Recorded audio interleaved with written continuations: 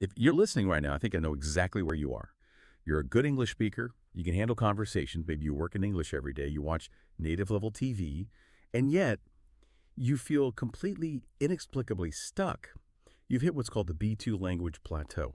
It's that frustrating wall where all your effort, even using the language daily, just doesn't seem to move the needle towards C1, towards that advanced fluency.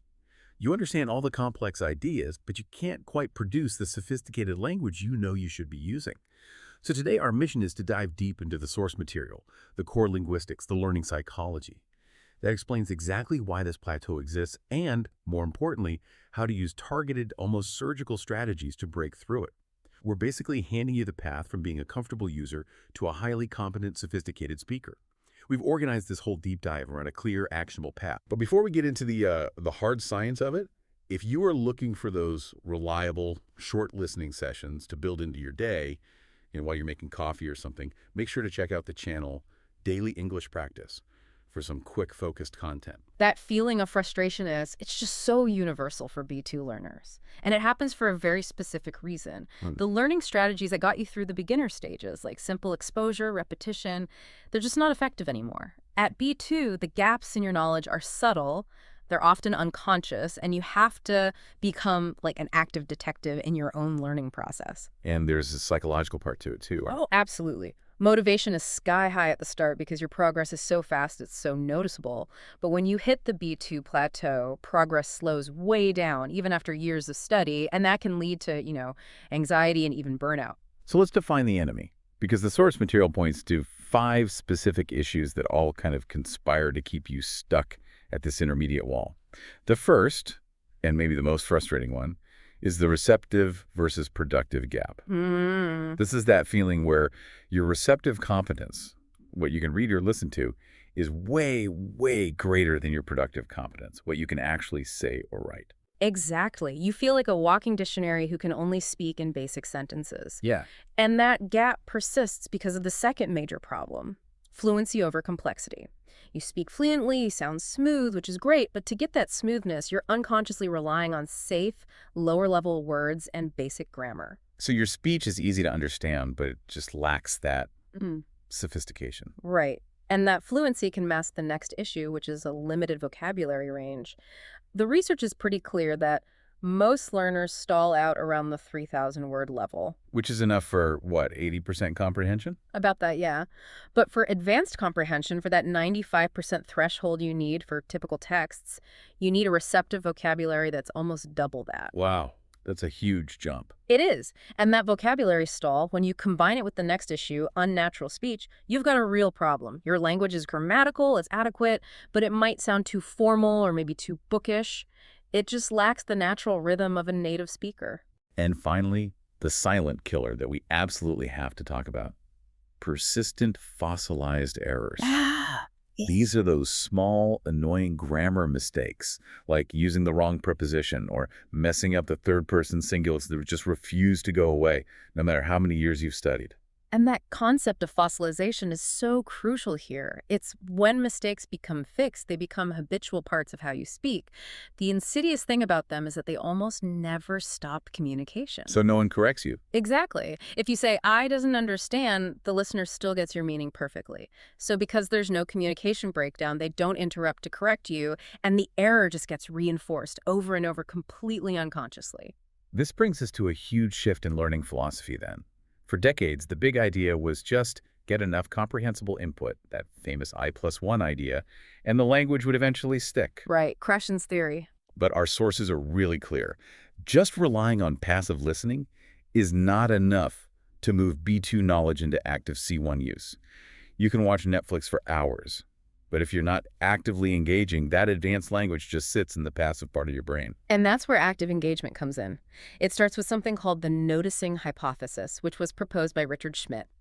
He argued that for you to actually acquire a new form, you have to consciously notice it in the input. So if you just hear it but don't pay attention to the structure, it's just noise. It's just background noise. It never becomes intake that can fuel your development. Okay, but wait. If I'm watching a show or reading a book, how do I actually notice an abstract grammar point? I mean, what does conscious noticing look like in practice for someone who's busy? It just means you have to slow down and be more intentional. So instead of just listening once, maybe you go back to an audio clip and you actively identify the differences between what you heard and what's on the printed transcript. You ask yourself, why did they use that specific adjective there? Or why the passive voice? Exactly. A really high-impact activity is to use close exercises, the ones with the missing words, based on a text you've listened to. It forces you to look for the grammatical function of the words, not just the vocabulary. You're training your brain to see the underlying structure. So we start with noticing, making passive input active. But the sources highlight a second, equally critical theory. The output hypothesis from Merrill Swain. Pushed output. Right, pushed output.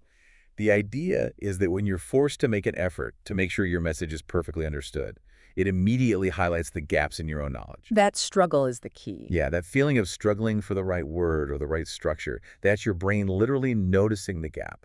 And that struggle forces a reorganization, a restructuring of your internal grammar system. The stress of production is what makes the brain upgrade itself. Pushed output activities are, they're mandatory at the advanced level. Passive learning is over. This means doing things like role plays that require you to use language you just noticed. Or even better, reading audio transcripts out loud with a partner. That forces you to articulate the complex phrasing and rhythm you heard. These aren't just drills, they're active processes. Right, they're designed to drive skill development. Okay, so the gap is real, the struggle is necessary. But even with great output, if you don't have the words, you're still stuck. So let's talk about the sheer volume of vocabulary required for C1.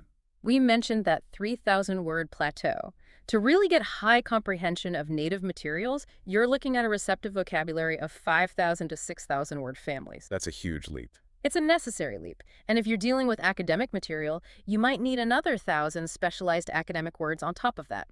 This is where high-volume reading and listening become essential again. But it's not just about counting words, is it? It's about the quality of your knowledge. You have to master the subtleties. Like polysemy, knowing the word head, can mean the head on your shoulders, the head of a department, or the head of a trail. Related but distinct meanings. Sure. And then there's homonymy, which is different. That's unrelated meanings for the same word form, like a file for your papers versus a metal file. And critically, knowing the right style and register. Knowing that reside and live basically mean the same thing, but one belongs in a formal essay and the other in a casual chat. And tying all of that qualitative knowledge together is the advanced learner's secret weapon, collocational competence. Ah, this is a big one. This is huge. It's knowing which words naturally pair up. We say strong T, but we don't say powerful T, even though they're synonyms.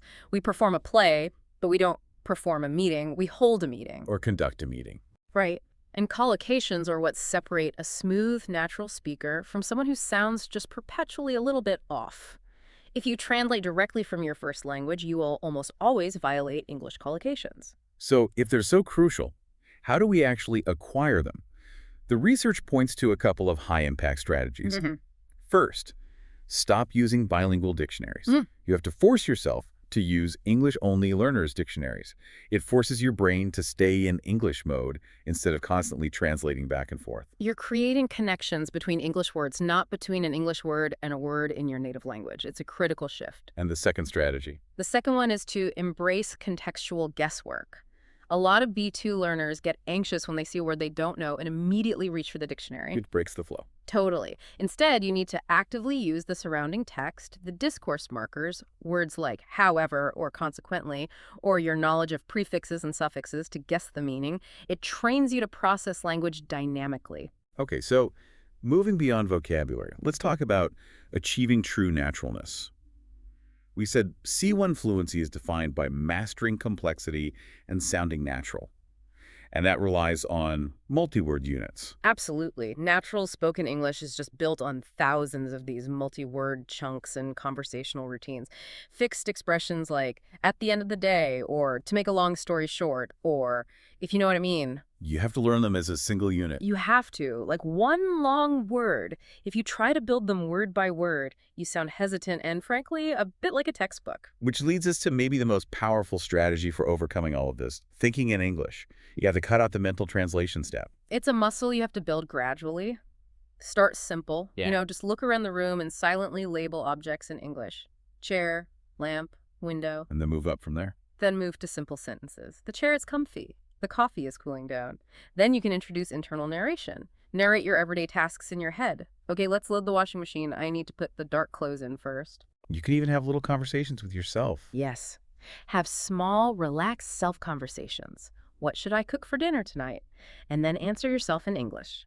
The ultimate goal, and this is supported by sleep research, is to recap your entire day in English right before you fall asleep. Why then? Because putting your mind in English mode right before bed can actually set you up to dream in English. You're continuing the practice even while you rest. That's true immersion.